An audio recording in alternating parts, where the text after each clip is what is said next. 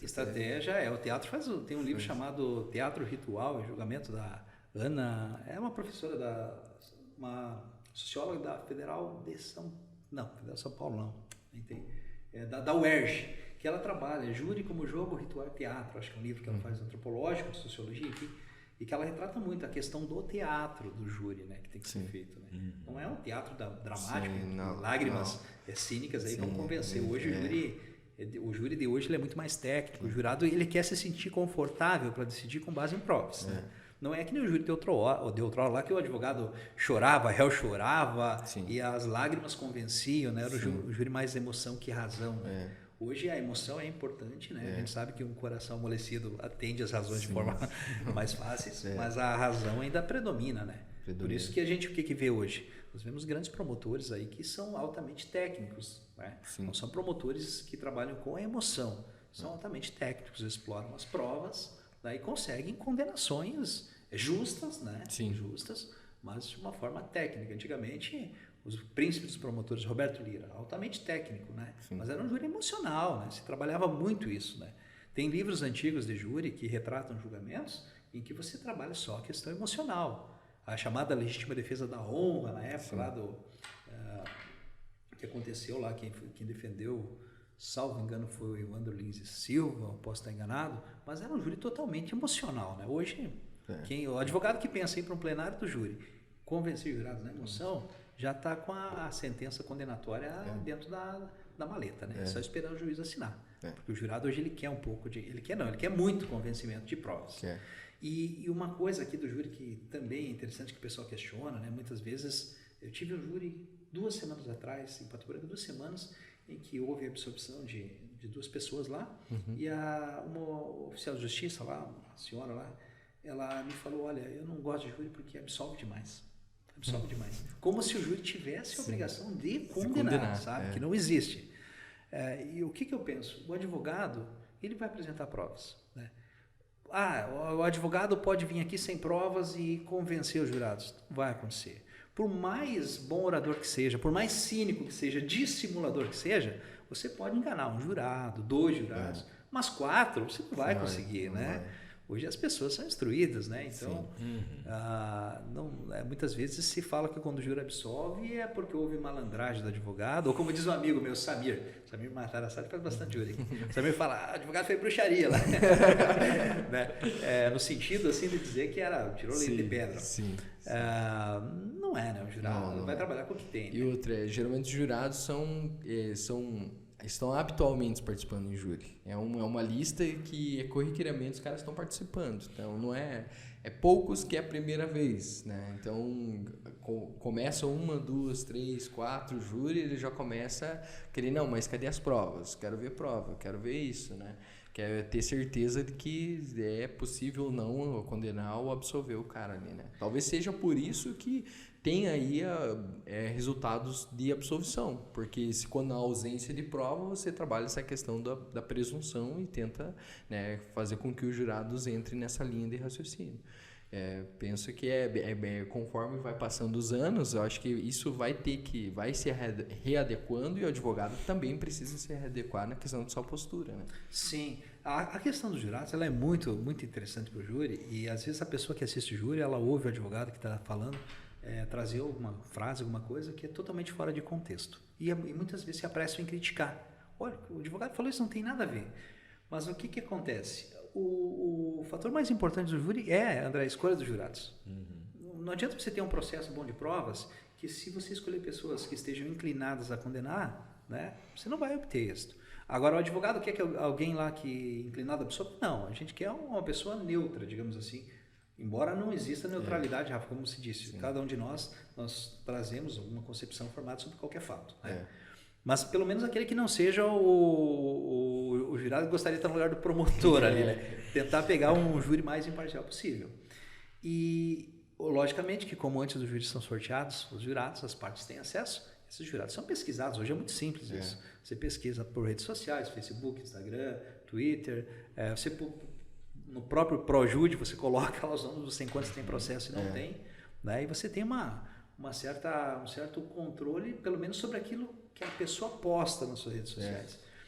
Então... Se postou bandido bom, bandido morto, já exatamente. Já não é um jurado já para a defesa. Uma no lado lá, né? Isso aqui eu quero no meu júri. E daí o advogado já faz o risco. O risco. Por isso que tem as recusas, né? E o que é interessante é essa questão do jurado, sabe? De que às vezes frases soltas no júri que ninguém entende o que está acontecendo é uma tentativa do advogado de formar um vínculo, uma aproximação com o jurado.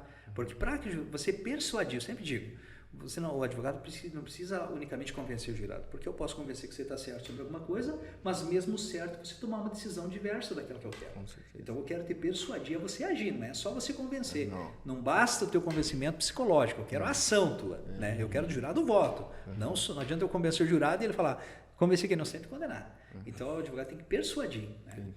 E para isso você tem que ter credibilidade. E para você ganhar credibilidade, você tem que ter um canal de aproximação, de afeição com o jurado. Então, normalmente se dá com lugares comuns. Nós somos músicos. Se nós não nos conhecêssemos, a música seria um canal de comunicação, porque a partir dela iríamos ampliar horizontes, né? Somos colegas advogados, então a gente já tem algo sobre o que conversar.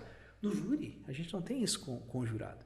Então, por meio das redes sociais é importante. Vou dar um exemplo que, uma época eu fazia assistente de acusação de um caso, e a jurada um dia, eu sempre falo de todos os jurados isso, mas aquela tinha postado uma frase do Charlie Chaplin, não lembro qual rede social dela, que era um dia sem rir é um dia desperdiçado. Ela colocou bem assim, eu marquei a frasezinha lá na minha lista que eu faço, se cair ela, eu já sabia que ela tinha essa frase. Quando eu fui começar a minha exposição de assistente de acusação, né, eu cumprimentei os jurados, eu sempre chamo pelo nome, acho que é interessante esse tratamento para tornar mais próximo a aproximação.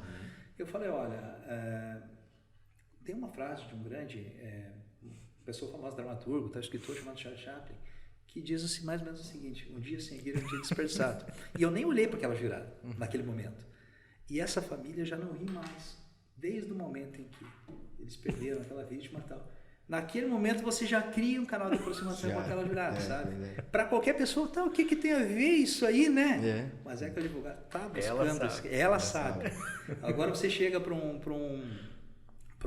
pessoa ali que, por exemplo, um dia eu tive um caso lá em Clevelândia, em que o meu cliente tinha matado o cara lá porque entrou dentro da casa dele. A briga começou, meu cliente era caminhoneiro. Caminhoneiro e daí, da Ativa esse caso. Caminhoneiro, ele voltou cansado de viagem, estacionou o caminhão lá e no lado tinha um bailão. E esse bailão, obviamente, baile tem som, né? E acaba gerando um certo transtorno, mas é tudo regular, autorizado. Naquele dia ele estava meio de pá virada, pegou e colocou o caminhão na frente do estacionamento do baile. Os caras não conseguiam entrar para estacionar. Nisso veio o dono do baile, com razão, pediu, olha, eu peço que o senhor tire o caminhão daqui, senão eu vou chamar a polícia. Não vou tirar. Não, se você não tirar, eu vou, nem falo chamar a polícia, eu vou entrar na tua casa e vou pegar a chave da tua mão e vou lá tirar o teu caminhão. E entrou na casa, o cliente, pá, entrou ele. Essa é trágica essa situação, mas o fato foi esse. Aí eu vou pesquisar os jurados, um dos jurados estava escrito lá, mais ou menos isso aí, só que pro lado da defesa. Dentro do meu quintal eu sou juiz, promotor e delegado. Eu falei, esse é meu. É liberalista, propriedade privada. Entrou na minha casa, eu posso fazer tudo, né? Então, o júri, ele é interessante por conta disso, sabe? E você veja que é um processo muito bem instruído, às vezes, né? Do lado da acusação, da defesa, ele pode tomar uma resolução diversa por conta das pessoas que estão julgando. E o processo de 2, 3, 4, 5 anos, ele é decidido por pessoas, às vezes, que em um dia, que em 2 dias tomam conhecimento, né? Então, realmente há uma falha, talvez, no sistema de você exigir decisões de pessoas que não têm acesso integral a tudo que tem nos autos, porque é impossível para acusação e defesa e para instrução em plenário você expor tudo que tem. Em um dia. Mas o júri é sensacional. É sensacional. Cada júri tem histórias e, enfim, antes do júri, depois do júri. A adrenalina ali naquele momento é um negócio bem diferente, né? Do habitual, né? Do processo penal ou qualquer outro processo. Estado de júri, não tem? Estado de júri, aquele conjunto de emoções que começa antes do júri, nos dias que antecedem, e só vai terminar no momento em que dá. Nem termina, né? Dá a sentença, você demora ainda um tempo para absorver. Esse júri que eu fiz em Pato Branco, eu fiz só o júri também, foi a convite de um colega que às vezes me chamam para fazer o júri, e a votação a votação a gente sabe que não, em tese não tem como saber quantos votos foram a favores, mas como houve uma absolvição por 4-3, abriu todos os 7 votos, então a gente soube. E abriram o jurado absolve a ré, o primeiro foi não, Eu estou revelando segredo de júri. Foi não. Os outros 3 foram sim para absolver e mais 2 não. A decisão saiu no último voto. Tá, e deu esse voto, depois a gente brincou com a magistrada. O meu colega falou, doutor, faltou o compromidinho da pressão hoje, quase que foi, né? Porque é aquele momento em que vai tirando os votos ali, sim, não, quando vem nessa ordem aí de abrir todos, ele é, tanto para o MP quanto para a defesa, ele é bem... E para a defesa, né, quem faz júri sabe, quando fala, a defesa tem a palavra, aquele momento, meu amigo, ali, você pode ter feito um júri, 10 júris, 50, 100, o frio na barriga vai existir sempre. E o dia que não existiu, você tem que parar de fazer júri, porque perdeu a graça para você. Inclusive, quantos júri já que você já fez? Já fiz mais de 100, mas não. Uma época até tentei contar, depois tentei colocar no papel aqueles que eu lembrava, principalmente os primeiros que eram dativos, fiz muito júri dativo. Sim. E depois desisti porque não lembrava dos júris. Daí conversava com um colega que tinha feito, você fez aquilo, mas acabei não... Tem colega que coloca o número do processo, o número do júri, o número do réu e o resultado, né? Eu hoje não tem mais sentido fazer porque eu não lembro dos outros, mas lá atrás deveria ter feito.